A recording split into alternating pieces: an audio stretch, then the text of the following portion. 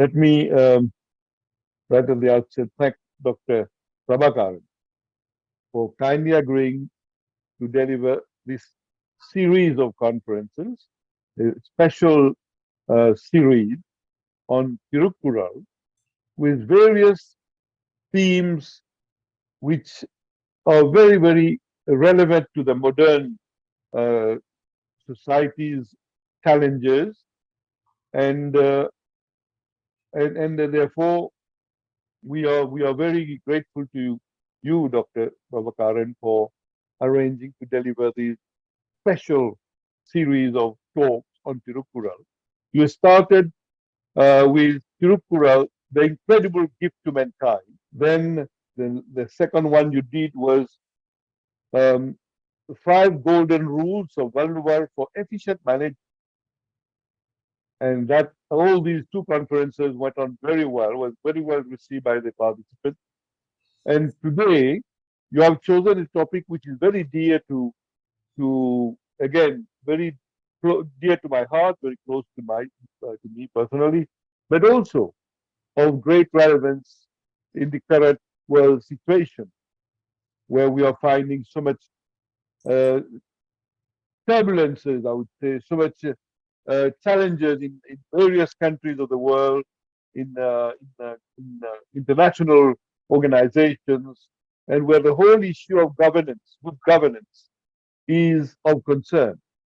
And the topic you've chosen today, Valluvar 10 Commandments for Good Governance, is very, very timely and appropriate in the current context. Uh, I will not elaborate on the biography, but I would just like to say that you yourself, you have dedicated your life, I would say, to promoting Thirukkural globally, and you have on your achievement a number of publications on Thirukkural.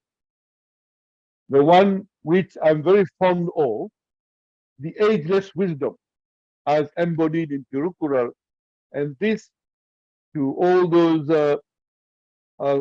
people, well-wishers and followers of Thirukkural, I would strongly encourage you to get a copy of this book. I have not only have my own copy, but I've also gifted a number of people this book because it's such a valuable, it's very unique presentation of Thirukkural, covering different aspects of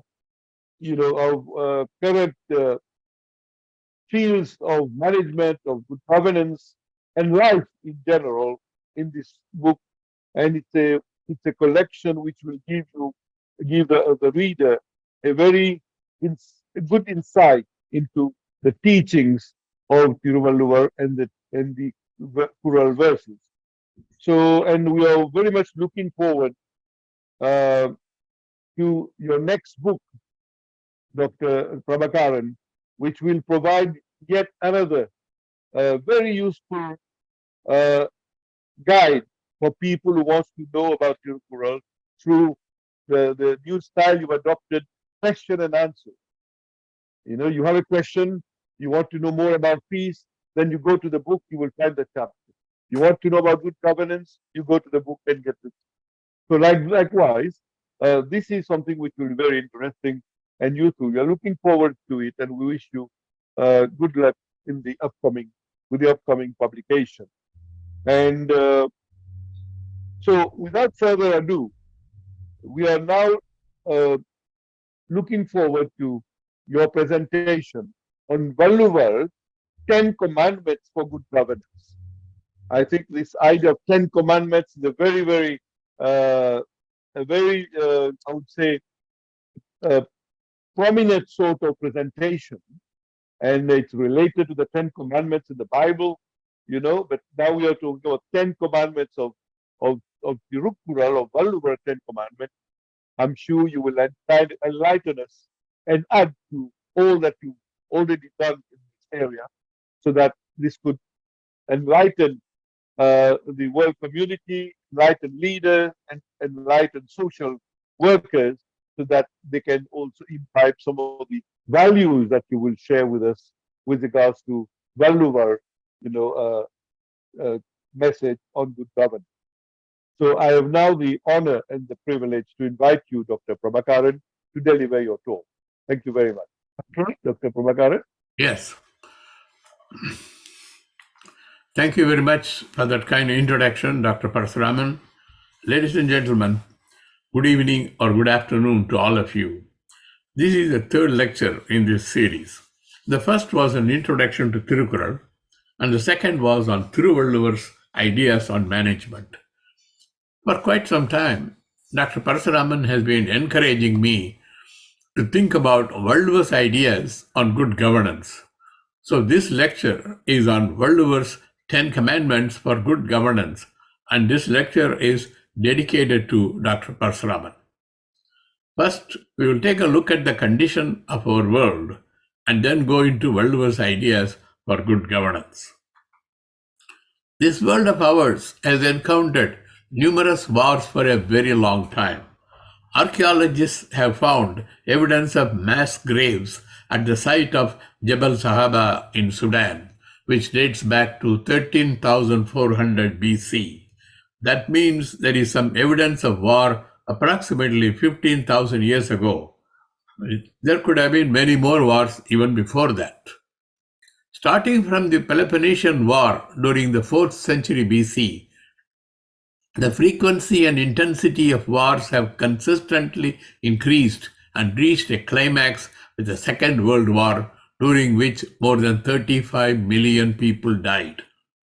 Of course, in the past 90 years after the Second World War, we have witnessed wars like the Korean War, Vietnam War, Iran-Iraq War, Gulf War, Iraq War, Afghanistan War, and the ongoing Ukraine War. In addition to wars, there have been several terrible conflicts in this world. For example, in the past 30 years, there have been major conflicts in Ethiopia, Yemen, Syria, and the Democratic Republic of the Congo. And in these conflicts, millions of people have been killed and millions of people have sought asylum in other countries. There have been other conflicts between religious groups, racial groups, ethnic groups, and so on. After considerable research, I have come to the conclusion that this world of ours has never witnessed a consecutive period of 50 years during which there were no wars or major conflicts. Wars and conflicts have not been the only curse in humanity. Poverty has been another factor that has tormented the world for a very long time. According to the World Bank, billions of people live in extreme poverty worldwide. Nearly 1 out of every 10 people in this world lives below the international poverty line.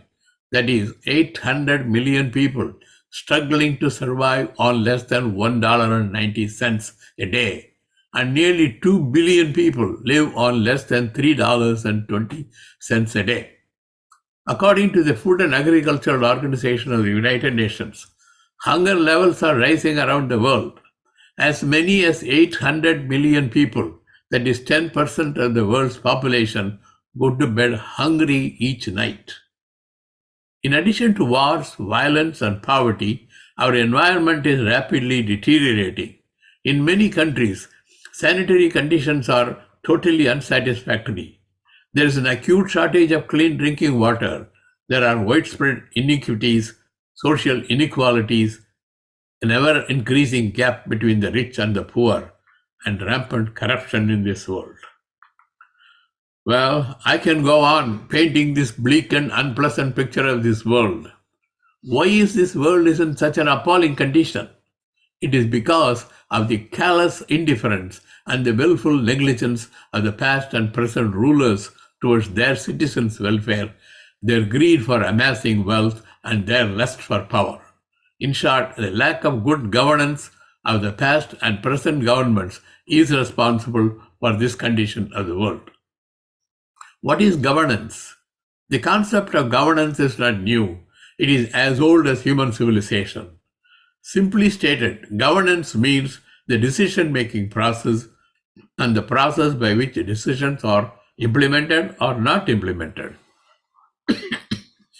What is good governance? The idea of good governance is rather complicated. It is not easy to define it in simple terms. For example, someone tells you to be good and you agree to be good. Then you would wonder what is really meant by being good. Being good means several things. Likewise, good governance implies several characteristics of governance. Let us now consider Valluvar's view on good governance. In a democratic form of government, there are three branches of government, namely the legislative branch, the judicial branch, and the executive branch. The legislative branch is responsible for making laws. The judicial branch is responsible for interpreting laws and resolving disputes. The executive branch is responsible for enforcing laws. These three branches are expected to be independent but work together to create laws, interpret laws, settle disputes, and enforce laws. During Valluvar's days, the form of government was a monarchy. In a monarchy, the king and his administration handle all the functions of all the three branches. Basically, the king makes the law, interprets the law, and enforces the law. Valluvar has several suggestions for good governance for a king. Although Valluvar's statements were made during a monarchy, they are very relevant and applicable to any form of government at any time. We will now see his advice for the legislative branch of a government, and it's relevant to a modern democracy. Valluvar advises the king to be not autocratic and seek the advice of ethically oriented wise counselors who can solve the present problems and guard against future ones. He adds that it is a rare privilege for a king to have such wise men as his counselors. And if a king follows the advice of wise counselors, nobody can destroy him. The relevant couplets are as follows. Let a king ponder well its value and secure the friendship of men of virtue and mature knowledge. Couplet 441. Cherish as friends those who can remove present ills and guard against the future ones. Couplet 442. It is the greatest of all privileges for a king to have wise and great men as his counselors. 443. Who is there strong enough to destroy the king with counselors who would reprove him when he goes on the wrong path? Valluvar's advice is indeed very profound and practical. History has several examples of successful kings following the advice of wise counselors. For example, Alexander the Great had the advice and counsel of his advisor, the philosopher Aristotle. The Mughal Emperor Akbar the Great had the advantage of the wise counsel of Birbal and the group of 9 wise men known as Navaratnas. The Tamil king Adiyaman had Avayar as his counselor. King Pari had the poet Kabilar as his confidant and advisor. So, like many other pieces of Valluvar's advice, having wise counselors has been the guiding light for several successful rulers of the world. Is Valluvar's advice regarding the need for wise counsel relevant to a modern democracy? Yes, it is absolutely relevant. As mentioned earlier, the legislative branch of government passes the law. For example, in India, the Lok Sabha and the Rajya Sabha are the bodies that decide the law, and when the president approves the law, the prime minister and his cabinet members, assisted by others in the administration, enforce the law. In most democratic countries, a similar process is followed. However, there is no guarantee that the legislative bodies would actually pass laws essential for the safety and welfare of the citizens. In fact, the electorate cannot be expected to be very knowledgeable or capable of evaluating the merits of the candidates for the legislative bodies.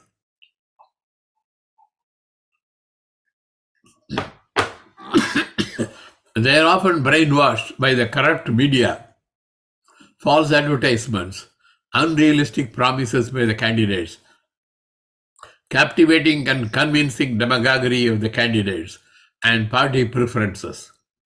And they are also influenced by the gifts they receive from the candidates. So it is quite possible that the legislative body may consist of party loyalists and not necessarily talented and knowledgeable people. Therefore, if the legislative bodies sincerely believe in passing meaningful, beneficial, and necessary laws, they should follow Valluvar's advice and involve wise and ethically oriented counselors in the process of passing laws. Next, we will look at Valluvar's advice to the judicial branch. As mentioned before, in a monarchy, the king has legislative and judicial powers. Using judicial powers, the king interprets the laws and settles disputes between individuals or groups and punishes those who commit crimes. According to Valluvar, it is the king's duty to punish those who commit crimes. Guarding subjects and curbing crimes are not faults, but they are king's duties. I mean, that's what the king is supposed to do. In addition to asserting that the king should punish the criminals, Valluvar also gives guidelines for the king regarding how to punish the criminals. For example, he says the king should consider all aspects of the crime, should be impartial, and where necessary, should consult the men of law and use his authority to award punishments. The king should probe into the nature of the crime and impose a penalty appropriate to the gravity of the crime and ensure that the punishment would deter the criminal from committing such crimes in the future. In ancient days, punishments for crimes were often cruel. Also, all criminals were not treated alike. For example, the oldest lawgiver in the world, Hammurabi of Babylon, proposed the law eye for an eye and tooth for a tooth. Manu, the Aryan lawgiver, proposed punishments dependent on the criminal's caste. For example, according to Manu, if a Brahmin raped a Sudra woman, his head should be shaved. But if a Sudra man raped a Brahmin woman, his head should be cut off. Manusmriti, chapter 8, stanza 379. Wow, what a difference in the punishment for the same crime. Valluvar is not in favor of such cruel and prejudicial punishments. He insists that a king should not arbitrarily decide on the punishments. According to Valluvar, the king should understand the crime that was committed and the circumstances under which it was committed. Then, if necessary, he should consult legal experts on the law.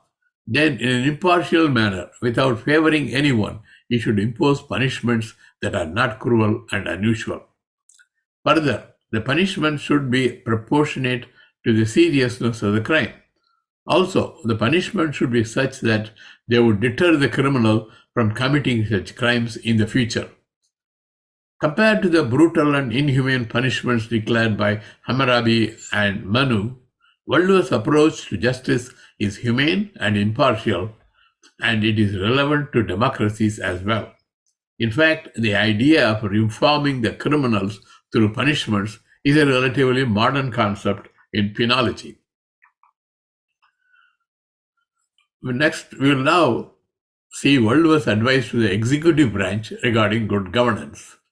As mentioned before, the executive branch is responsible for carrying out laws passed by the legislative branch, enforcing the laws, administering programs for the welfare of the citizens, and protecting the nation from foreign and domestic threats. In a monarchy, the king is responsible for the duties of the executive branch. Valluvar has several pieces of advice to the king regarding good governance. Although Valluvar talks about the king and his administration, the principles of good governance proposed by Valluvar for the executive branch apply to a president or a prime minister of a democratic country. There are hundreds of couplets in the Quran dealing with various aspects of good governance for the executive branch. I have selected a few of them, which cover all the critical points mentioned by Valluvar for good governance. Let me first mention those couplets and then explain the principles of good governance contained in them. The first piece of Valluvar's advice for a king is as follows. If a king administers his country by the rule of law, then he will be regarded as God. Couplet 388. Just for the sake of clarity, let me quote the Tamil version of this couplet. It goes as follows. முறை செய்து காப்பாற்றும் மன்னவன் மக்கட்கு இறை என்று வைக்கப்படும். Here, the operative phrase is முறை செய்து. Although this phrase is translated and interpreted in different ways by different people, I agree with the commentator Dr. S.M. Dias, who says that the phrase முறை செய்து really implies adherence to certain norms and standards prescribed by the law of the land and not acting in an autocratic fashion. This interpretation is consistent with Aristotle's dictum, good government is government by law. So Valluvar's advice to the king regarding good governance is to follow the law in all his actions. Of course, this applies to rulers in a democracy also. Valluvar firmly believes in the rule of law. In many couplets, he insists that rulers should conduct every facet of their administration by the rule of law. In fact, he warns the rulers that he will face unpleasant consequences if they are dictatorial in their actions and fail to follow the rule of law. For example, the following couplets clearly depict his warning to the tyrannical rulers who are autocratic. If the king is not easy to access and does not follow the rule of law, he will by himself go into oblivion before long and perish. Couplet 548. If the king abuses his authority, he will lose both his wealth and support of the people. Couplet 554. The unbearable tears of the oppressed are the weapons that destroy the wealth of a king. Couplet 555. History has evidence to prove Valluvar's warning for autocratic rulers is not an empty threat.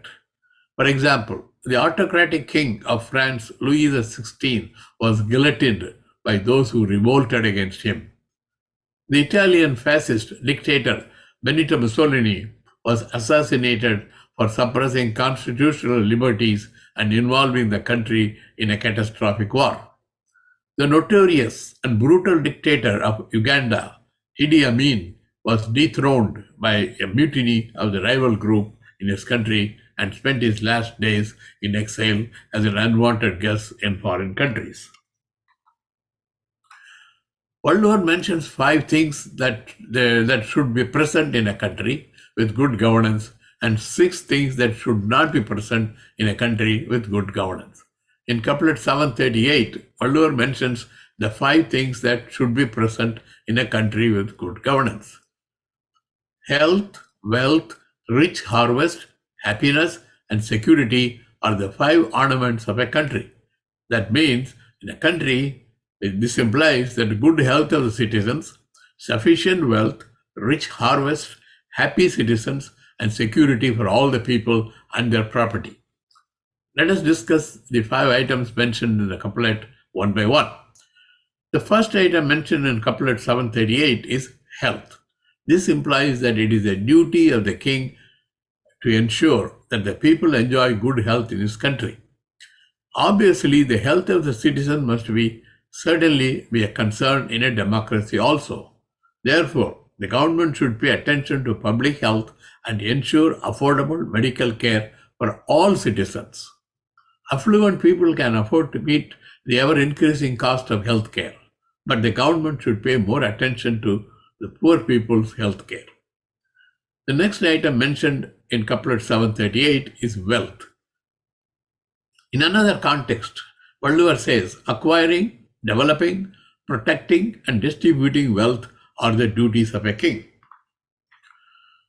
Under any system of government, the executive branch must acquire wealth, develop various sources of revenue, collect revenue, protect the wealth, and through proper budgeting based on the country's priorities, apportion the revenue to various projects in support of the welfare of the people and the defense of the country. In addition to increasing wealth, Valluvar also says that a country should spend less than its income. In another context, Valluvar says it is no harm even if the income is small, as long as the expenditure is within the means. So one should spend less than what he earns. This is a universally accepted principle that applies to individuals, businesses, and countries. So, Valluvar's emphasis on wealth was important during these days, and it is still important now. Nowadays, national debt is a serious problem for many countries. The GDP, or gross domestic product, is the total value of all goods and services produced in an economy over a specific period of time, usually calculated per year. In short, it is used as a barometer to measure the size of an economy as well as an indicator of overall economic health. Economists say that ideally, a nation's debt to GDP ratio should be less than 60%. That means the debt of a nation should be less than 60% of the GDP. In many countries, the debt to GDP ratio is much higher than the ideal ratio of 60%. For example, the debt to GDP ratio in Mauritius is 73.4%. It's not really bad. But in India, it is 130%. In the USA, it is 144%, and it is increasing. And in Japan, it is 266%. There's nothing wrong with borrowing. Businesses routinely borrow money for new product development, building new manufacturing facilities, and so on. So also, it is not unusual for countries to borrow for major development projects. But difficulties arise when the debt far exceeds the GDP and when the governments find it difficult to repay the loan. Many countries are in severe debt crisis. A couple of days ago, the United Nations Secretary General, Mr. Antonio Guterres, said some 3.3 billion people, almost half of humanity, live in countries that spend more on debt interest payments than on education or health. Half of our world is sinking into development disaster fueled by a crushing debt crisis. You can't say any more than this. The next item in couplet 738 is rich harvest. There's nothing anybody can do if there is a shortage of rain for a prolonged period. But the government can build lakes and dams to store the rainwater and canals to distribute the water where it is needed. Also, the government should help the farmers to obtain fertilizers, good quality seeds, pesticides, agricultural equipment, and low interest loans if necessary. If a government should take care of all these steps, there could be rich harvest in the country. Again, this is an important factor in monarchy as well as democracy. The fourth item mentioned by Valluvar in couplet 738 is happiness.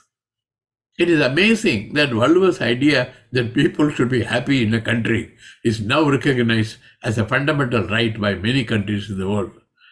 The US Declaration of Independence says that all people have the right to life, liberty, and pursuit of happiness. The US Supreme Court has interpreted this phrase to include the right to pursue your own goals and dreams, to make your own choices, and to live your life the way makes you happy. The Indian and Mauritius constitutions also guarantee rights that are essential to the pursuit of happiness. In many countries, the pursuit of happiness is at least recognized as an ideal to be pursued. The last item mentioned in couplet 738 is security. Not only during World War's time, but even now, it is absolutely necessary that the government should guarantee security for the citizens of a country. It is essential that the government should have a well-equipped and a well-trained military so that people are protected from their enemies. We just saw 5 things that should be present in a country with good governance. Now, here are 2 couplets in which Valluvar mentions the 6 things that should not be present in a country with good governance. They can be seen in the following 2 couplets. A country should be free from excessive hunger, epidemics, and harassment from the enemies. Couplet 734. A peaceful country is one without numerous factions, subversive internal enemies, and troublesome murderous gangs that disturb the peace. Couplet 735. In these 2 couplets, Valluvar mentions 6 things that should not be present in a country with good governance. They are excessive hunger, epidemics, harassment from the enemies, numerous factions, internal enemies, and murderous gangs. Let's now consider these items one by one. The first item is excessive hunger. Excessive hunger is still a pressing problem in many countries. As I had already mentioned, according to the Food and Agriculture Organization of the United Nations, hunger levels are rising around the world. As many as 800 million people go to bed hungry each night. This is really pathetic. You may not believe what I'm going to tell you now, but it is a fact. In the so-called prosperous country, USA, there are about 500,000 homeless people living on the streets of major cities. Half of them are drug addicts. Most of them suffer from mental health problems. These people do not have anything to eat. They beg, they steal, and they defecate on sidewalks or the streets. These people are completely neglected by the US government. This is not good governance. The next item is epidemics. Most epidemics are caused by pathogens like bacteria and viruses. Perhaps epidemics are unavoidable. Most countries find it difficult to control epidemics due to poor hygiene, sanitation, lack of clean drinking water, lack of vaccination facilities, and people's ignorance regarding awareness of effective protective measures. The third item is harassment from the enemies. The enemies referred to by Valluvar are the domestic enemies and terrorists. In many countries, there are domestic enemies and terrorists who cause damage to the peace and prosperity of the country. World has always experienced wars, and many countries are affected by domestic terrorists also. The fourth item mentioned by Valluvar is numerous factions. Today, in many democratic countries, we witness multiple political parties acting in their own self-interest with total disregard for the country. In many so-called democratic countries, we see that democracy is no longer the government of the people, by the people, and for the people. Democracy has become the government of the party, by the party, and for the party. These multiple political parties have different political philosophies and agendas. They don't agree on anything. If they temporarily join together to form a government, the stability of the government is often a question mark. The next two items are internal enemies and murderous gangs. These days, it is not unusual, it's not uncommon to notice the operations of the subversive groups in many countries. For example, in India, the Naxalites is one such group. In the US, there are several groups promoting racism, violence, and robbery. This is not a sign of good governance. Strict law enforcement is the only way to curb crimes in a country, and it is a government's duty to enforce the law. Valluvar has one more piece of advice for those in power. He says, the world will praise a king who is accessible to his subjects and free from harsh words. Couplet 386. From my own experience, I fully understand the impact of arrogance and the use of harsh words on employees of a corporation. I used to work for a very large, multi-billion-dollar company with thousands of employees. On a quarterly basis, the company CEO used to meet with his vice presidents. In those meetings, the vice presidents would report on their department's revenue, income, and new business opportunities. If a vice president did not meet his goal for the quarter, the CEO would criticize him using harsh words and publicly humiliate him. Unable and unwilling to tolerate the irate behavior and insults of the CEO, many vice presidents quit and others started giving false information and reports to the CEO to avoid unpleasant consequences and insults from him. Very soon, the auditors found the company's real financial position, and the stock market became aware of the deteriorating conditions of the company. After about 2 years under the CEO, the stock prices plummeted. That is, a share of stock that was selling for $80 came down to $16. The board of directors promptly fired the CEO, and the new CEO was able to improve the situation. and the company is again very profitable and flourishing. Valluvar's insistence on not using harsh words and being accessible to all is excellent practical advice not only to the leaders of businesses but also to the rulers of countries. Finally, Valluvar cautions that a country without good governance cannot be successful. He says, even if a country has all the blessings, it is worth nothing if it lacks a good ruler. Couplet 740. There are several countries that serve as examples to validate this couplet. Due to time constraints, I will just mention two countries, North Korea and Venezuela.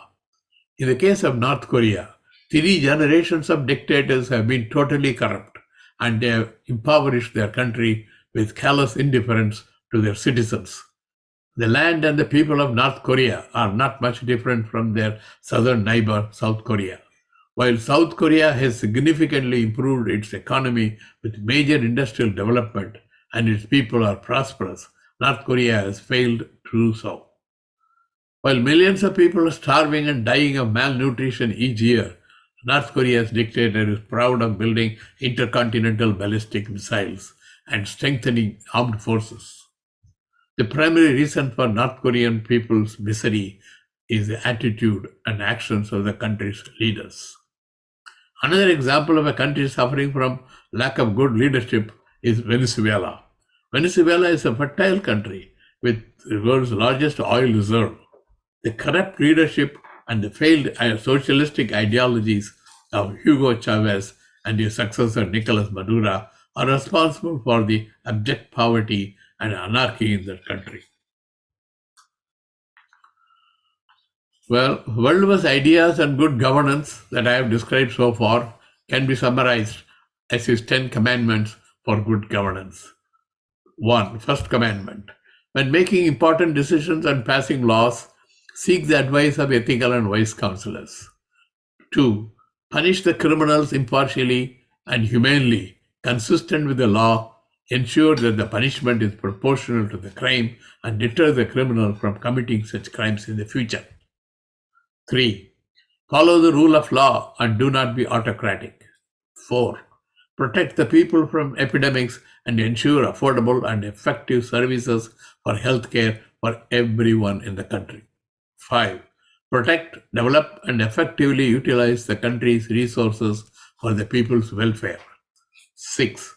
Address the root causes of hunger and provide easy access to food for everyone in the country. 7. Ensure that everyone has the opportunity to pursue happiness. 8. Ensure the security of all people by protecting them from foreign and domestic enemies and murderous gangs. 9. Be responsive to the people, avoid harsh words, and provide ease of access to all. Finally, 10. Elect or select a kind, compassionate, knowledgeable, and competent person to rule the country. There have been many attempts to define good governance. The most cited definition has come from the United Nations in 2015. According to this definition, good governance is participatory, consensus-oriented, accountable, transparent, responsive, effective and efficient, equitable and inclusive, and follows the rule of law. Although Valluvar's 10 commandments for good governance, as I had just stated, are not identical to the United Nations definition of good governance, they are very similar. It is really amazing that Valluvar, who lived 2000 years ago under a monarchy, could come up with guidelines for good governance that are very similar to the United Nations definition of the 21st century, and Valluvar's advice is still relevant. That is why we refer to Valluvar as a prophetic genius with phenomenal wisdom that is eternally valid and universally applicable. Thanks for listening, gentlemen. Thank you, sir. That was really very nice, and you have taken the concepts of Valluvar and fixed it with today's context. The examples you have quoted are really it drives home the point what you are trying to make, sir. An excellent representation, sir. I just want a couple of before opening the floor to others, I have a couple of these things, sir. A scholar like you could be able to grasp because you have been traveling with the Thirukkural for such a long period. You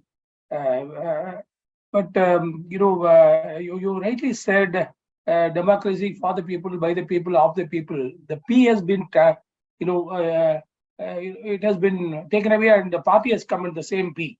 Instead of people, it's a party. Yes. It's a selfish interest. And you also, though Valluvar said only for king, in those days, king had all the three functions together, and huge responsibility on the king. But today we have got different arms, and the constitution is there to check each arm.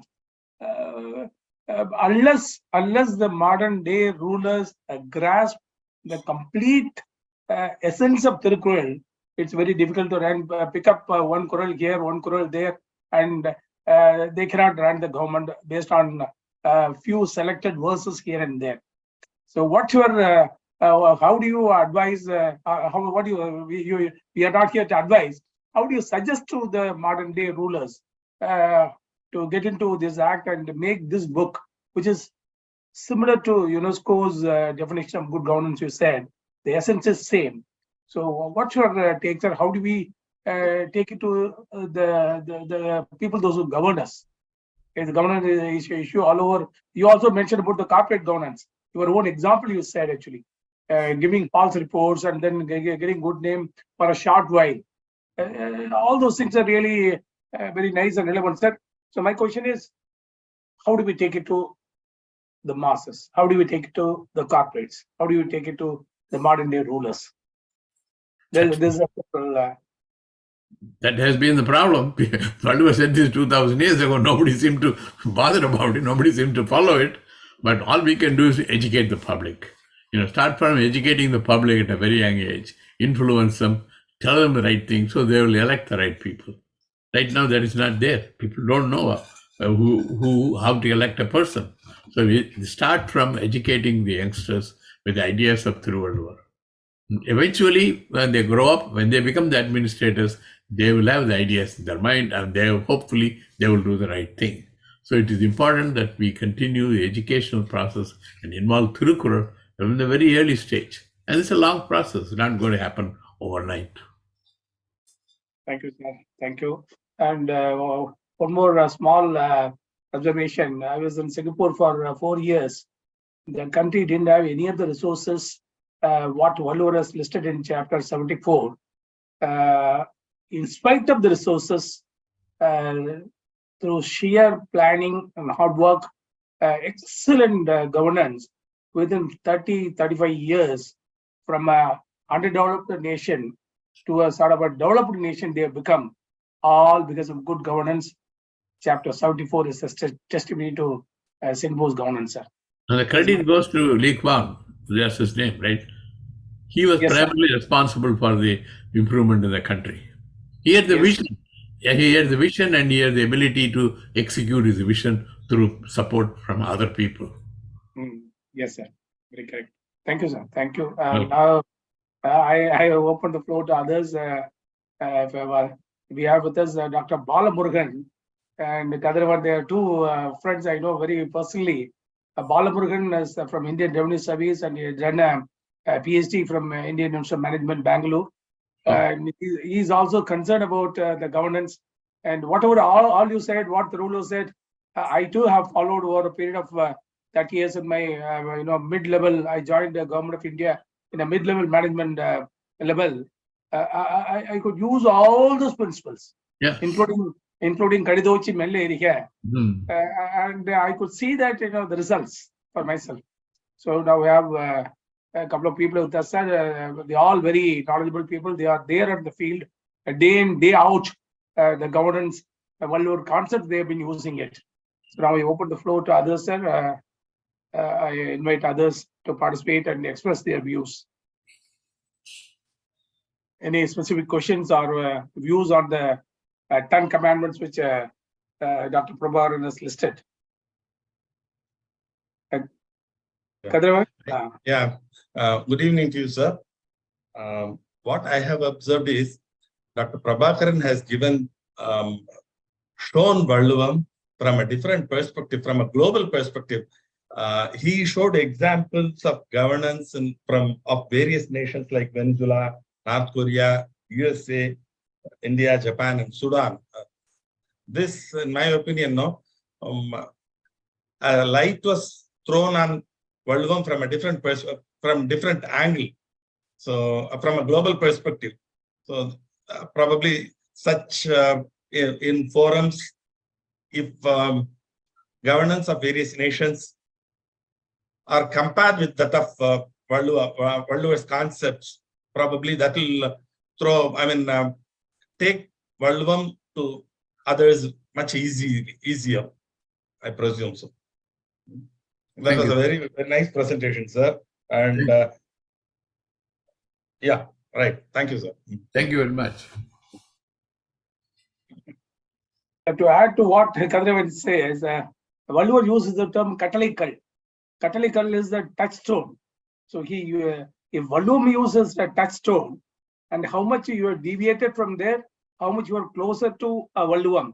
The countries which are governed closer to the concepts of Valluvam, they shine very well. And those who deviate from this, the norm set by Valluvar or norm suggested by Valluvar, we all say the results are there for everyone to see. That's how I look at it, sir. Thank you. Sir, good evening. I'm Balamurugan. Sir, thank you for pouring all the nice words about me. I don't know whether I am worth of it or not. Sir, I have a small question here. I could not join the program from the beginning as I was away and traveling. Intermittently, I joined. I heard about South Korea, Venezuela, and other comparisons you are making. My question is that this 10 commandments also very few I could listen. I got disconnected. I will take from CRSR later, all the 10 commandments. They are really noteworthy to follow. My question is, the Valluvam for governance, why this has not taken any kind of shape at global level so far? I'm sorry if it was discussed in the program earlier, you have told anything about it. When Taoism and Confucianism or the writings of Plato or any other the authors of that period, then common era in that for 500 years, why Valluvam did not actually get the attention of the popular world? The scholars of the different languages have identified its significance and then they have written a lot about it. But in the popular world, it is not known where the mistake lies, sir. Yes. If you ask a high school student, either in the United States or in India, who's Confucius, he will tell you Confucius was a Chinese philosopher. Not that he has read the Analects of Confucius or anything. He has heard about Confucius from his textbooks. That is where people learn these things. We have failed to include Thirukkural in the syllabus for high schools. Maybe in Tamil Nadu we do, but in other states, go to Gujarat, Maharashtra, Punjab, anywhere, nobody knows anything about Thirukkural or the Valluvar. He will ask you, what is it? And as you said, the scholars have appreciated it, but there are very few. But the public have not understood, have not had an opportunity to be exposed to Valluvam. So I always insist that we should start from the beginning, from the elementary school onwards and up to colleges.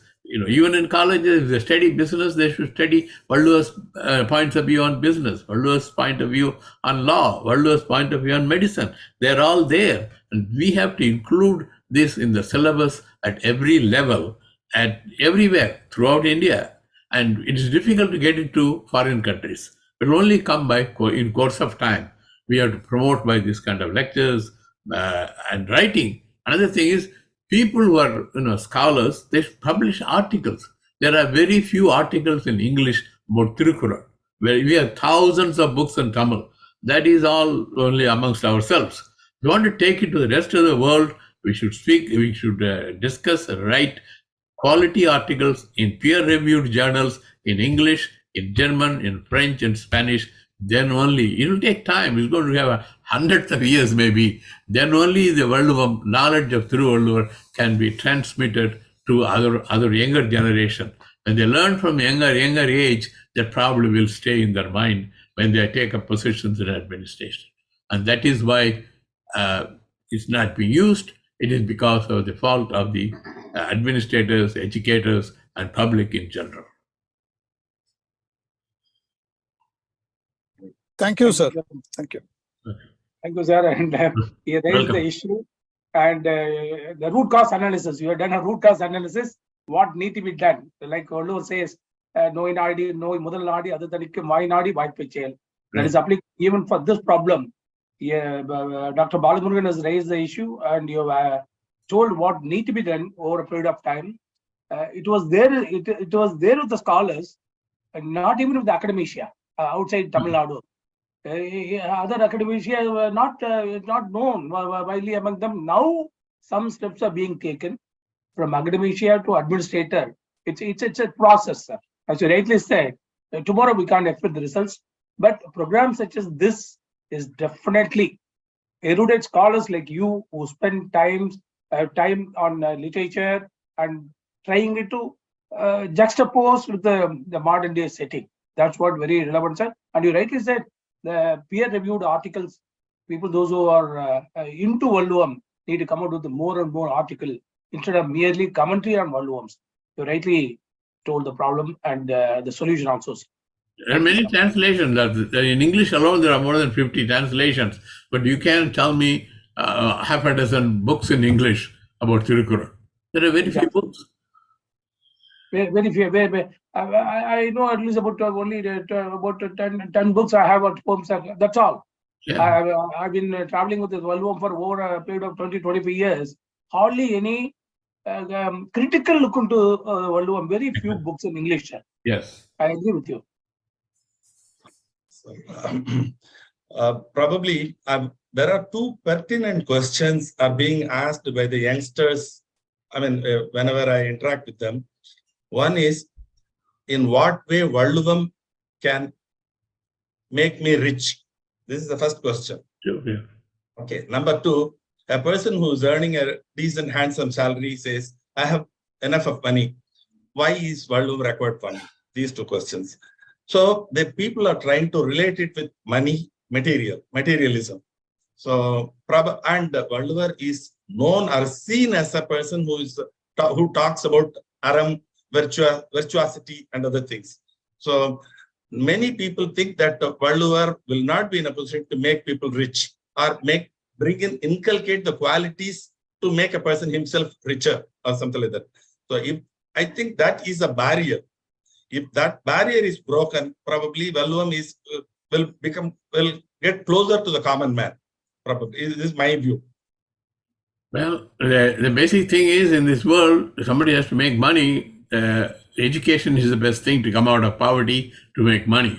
One can become a millionaire by winning a lottery, but that cannot be a financial plan. You have to be, the individuals or the youngsters you are talking about should understand that basic education, hard work, these are the things that will make them rich. Without any of these things, there is no way of making money or becoming rich. And as far as Valluvar is not, we have promoted Valluvar as a more of a aram, more virtues. But there are a lot of other things in Valluvar. It talks about good country, how to be a good doctor, how to be kind and compassionate to other people. These ideas are also there. And in the long run, those who have money, they should also feel that having money is not the end all. It is just, Gandhi would say, being rich is a trustee. You are the trustee for the wealth, but you should share it with others. Ultimately, happiness comes only if you share your wealth. People are greedy and people have all the money to themselves, may be selfishly happy, but in the long run, they will not be happy. So the real happiness or the real purpose of earning wealth, as Valluvar says, the purpose of earning is to help others who are not as successful as you are. If you are educated, you educate other people. You are rich, you train the other people. You are skillful in sports, help the other person.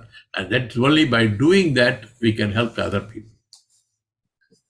Thank you. Thank you, sir. Thank you. That's nice. Okay.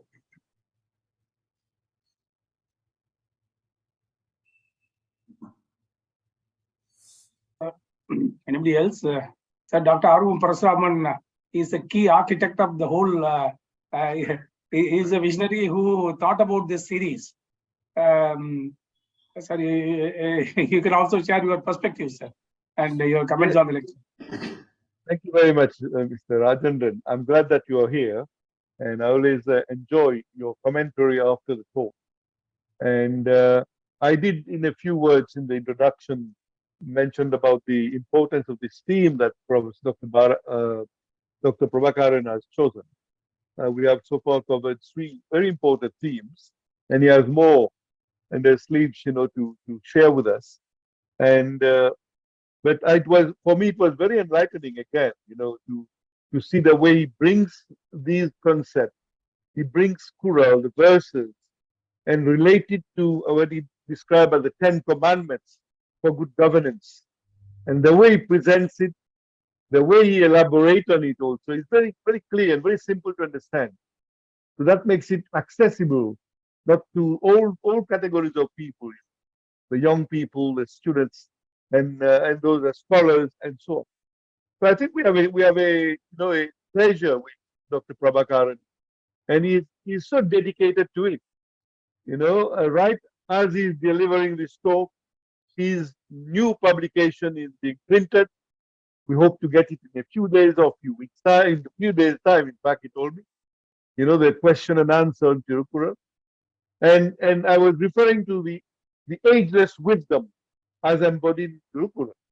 I love this book, I must say, because from this book you can get all the the wisdom from Thirukkural, being presented to us in different chapters, and each chapter covers a very important facets of our life, the society, and that was therefore distinguishes Dr. Prabhakaran in his presentation and his deep knowledge of Thirukkural.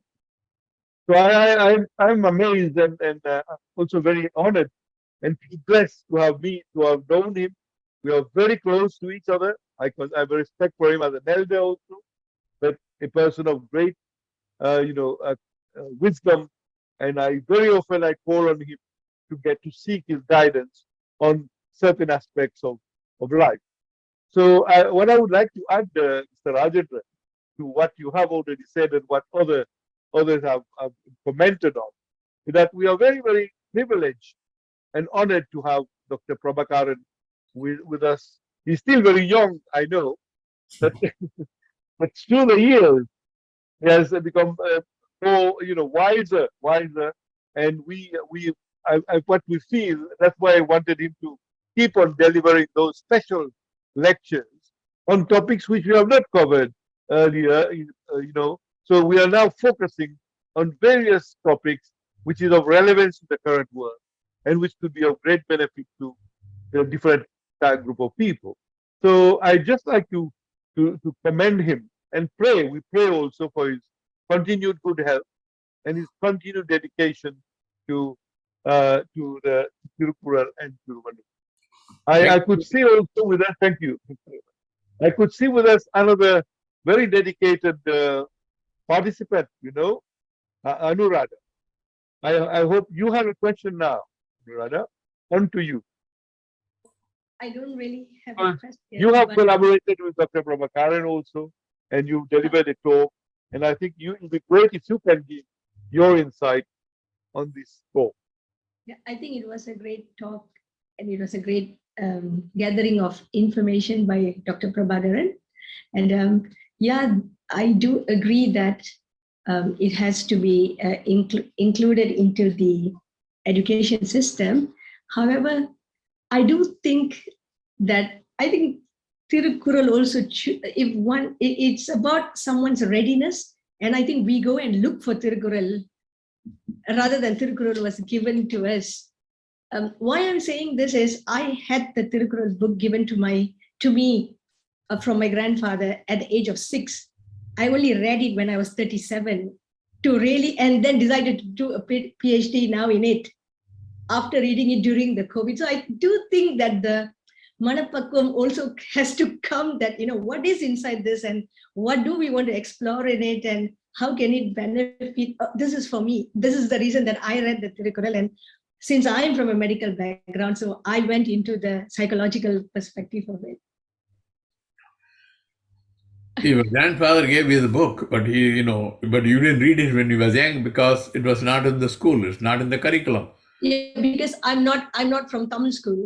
Yeah. But I do know people who have read it, but they never implemented it in life. So it was just a mere textbook in the schools. So still that one person has to have the readiness and that gunam, to actually, okay, I need to do something with this. And I think, because I went to an English school, so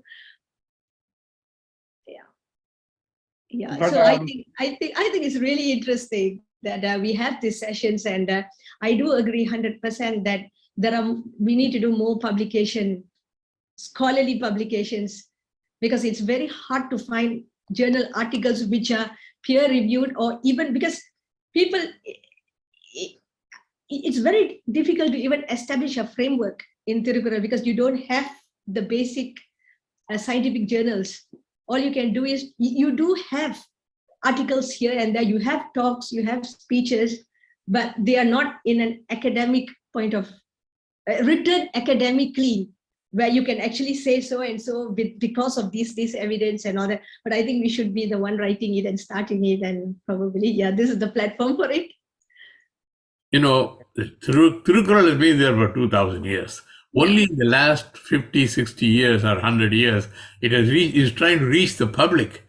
It has always been with the philosophers, with the poets, and not with the public. So people, recently, like in the last 50, 60 years, it is being brought to the public arena.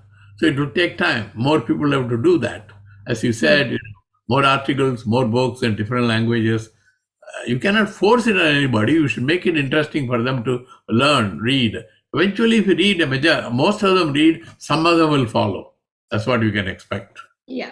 And that's just another thing is that sometimes the schools or when you go to Tamil school, because we are in the Western countries, so we go to Tamil schools, and in the schools emphasize on, okay, right, Mr. CR, sir, how many kurals can you say? Say them. So do you know, can you memorize that? It's not about how they actually apply them. It's more to, if you tell, okay, first, kural, you told 10, you have 20, wow, out of the 1,330 kurals, you have said 100 kurals or something like that. So it's more emphasizing on how many. It's just the quantity and not the quality of it. Right. That's what I. You're right. We must also educate the teachers also. Yeah. Just memorizing the kural is of no good. It's okay, but it's not going to help. They should understand the meaning. They should be able to, collaborate with each other, share their information. Those are the things that should be done. And the teachers may not have the time. They may not know what to do. So we should also educate the teachers. Thank you. If I may add one thing. I don't know, Anuradha, whether you had the chance to have a copy of the Ageless Wisdom. I have. Embodied. You have a copy. I have, Dr. Parasuraman, you've given it to me. Yeah. Present in when we met in. That's what I'm trying to refer to that, because you'll find that a treasure. Oh yes, I've already read it twice. I find it fascinating. I'm just mentioning that because I think everybody should have a copy of that, because the way he has presented it, it's not just a simple translation of Thirukkural, which is very useful, but this one, taking the verses and presenting them with in the various chapters that he has covered, various themes which are relevant to today's world, relevant to our daily life, and management and so on, leadership, I think that book can be very useful if the young people, the student, the university could have that. and go through it. And then they can do some additional work on it. Correct. They can take that as a background and then go delve further into it. So I'm sure Mr. Rajendran will agree with me that we have very few of these type of publications, but this should be disseminated, and that was why I insisted with Dr. Prabhakaran that we cannot, the treasure that he has, we want to draw that from him. He has to give all that he has gathered over the years, over his depths of studies and so on, share it, that at least it will be there. And that's why the idea of this additional series is to have all these talks recorded. It will be put on Facebook and will be on YouTube so that it is stayed there forever for the benefit of the wider community. So, and I must also say, in addition to Dr. Prabhakaran, Mr. Rajendran is the voice of Valluvar, He's the voice of Valluvar. He has created a party called the Voice of Valluvar, and he has also contributed tremendously. And so all those who are in this arena, I am promoting it. I'm taking initiative, globally and so on. But the fine intellectuals who have read, who have gone deep into it, these are the people that we have, like Prabhakaran, Sarajan, and many other scholars. I'm just trying to say, and I'm glad that Anuradha, you also, decided, even after 30 years, from your childhood, you got into it, and you were told to go into it. That's also the way I look at it, is that it doesn't happen at that time because it wasn't the time for you to do it. And when you do it now, exactly. It was COVID, and I got my dad to teach me. I'm not very good with Tamil, so I had some. It is that Dr. Anuradha has slept only for 30 years, and we as a race has slept for 2,000 years. So you need not feel guilty.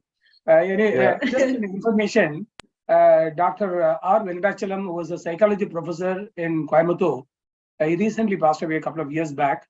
He is a psychology professor. He has guided a student to do a doctorate on related to Thirukkural and psychology. And he himself has come out with a couple of books in English.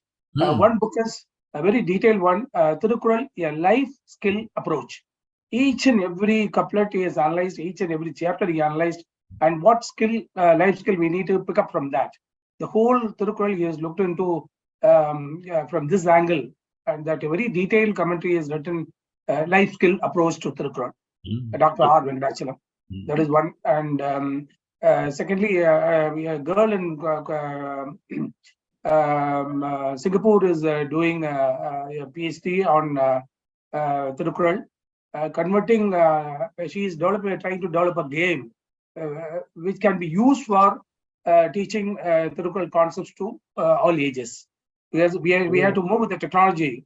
So she is doing a doctorate relating to developing a game relating to teaching about any ethical literature. What she develops is for Thirukkural, but it also can be used for analytics of Confucius or for Abhayar or for anything. So these are signs of development here and there, and I'm sure in the course of time things will pick up. And Dr. N.K. Ashraf, he himself has come up with a very detailed paper. Is that to be published? Say seven articles he has come up with a very detailed one on Thirukkural. So scholars like him will definitely will contribute more in other than Tamil language. Yes. In the course of time. So it's only a matter of time. Yes. A few words for me, sir.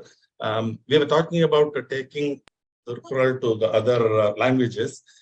Probably, as mentioned, translation works will be a good, that will fetch good results, I presume. Especially the books which are written by very eminent scholars, like Dr. V.C. Kolandaswamy's Vaazhum Valluvam is one of the best books on, because it throws a scientific look, scientific analysis, scientific methodology of dissecting. He virtually dissects Thirukkural. So probably such books, if they are translated into English, I'm not too sure if they are already translated, but if they are done, they can be taken to the global forum much easier, I presume. It is translated. It's called the Immortal Kural. VCK's book is translated as Immortal Kural, and that has been my guiding light. I know him, and I have brought him here to the United States to address the international conference on Thirukkural. He was the keynote speaker, and I like his book. And my books are all modeled on his book, his approach. All right. Thank you. And also, as Parasuram, Dr. Parasuraman is involved in translating my book, the Ageless Wisdom book, in French. Great. Very nice. In fact, C. Subramaniam, former minister, he himself was suggested to Dr. Kodandachami to translate his work into English. Yeah. So he has done a translation of his own work. Yeah, he has written, C. Subramaniam has written a foreword for Kodandachami's book. Yeah, we gave that book to there are about 500 people attended the Thirukkural conference in the United States. And I brought a copy. I brought copies of the book, and we distributed it to all the participants in the conference. I don't know how many of them read, but we gave the book. Yes, it's our duty. Anyway, it's a good thing that yesterday Honorable Prime Minister mentioned about Thirukkural in Paris. And he is really genuinely interested in spreading the knowledge about Thirukkural. Wherever he goes, he talks, and wherever not even Tamil population is there, he talks about Thiruvallur. Definitely, he is doing his bit to create more, awareness about Valluvar throughout the globe. We must thank sincerely. Topmost man of our country is talking about Thirukkural, and he is passionate about it. He doesn't have to, but he really is interested. He's really he means it sincerely. I appreciate that. Okay. Right, sir. So, Mr. Rajendran, out of thanks from you. Sir, at the outset, I thank Dr. Prabhakaran. His knowledge in Tamil literature and Thirukkural is really amazing. Not only the people, there are people who write, who speak, but Dr. Prabhakaran does both, and does both very effectively. And many times he mixes his experience with the literature. Literature is not merely for enjoying; it is also to guide us in our life. And today was really, when he mentioned about debt equity ratio, I was about to ask a question to him. Valluvar talks about live within the means. Most of the governments are running, deficit financing is one of the models of modern day finance. So what you got to say? But he himself has said that, how much we need to borrow. And Thiruvallur also says, Avadum, Azhivadum, Azhibayakkum, Udiyamum, Soondu Seyal. You can borrow a loan, there's no problem at all. What you do with the loan?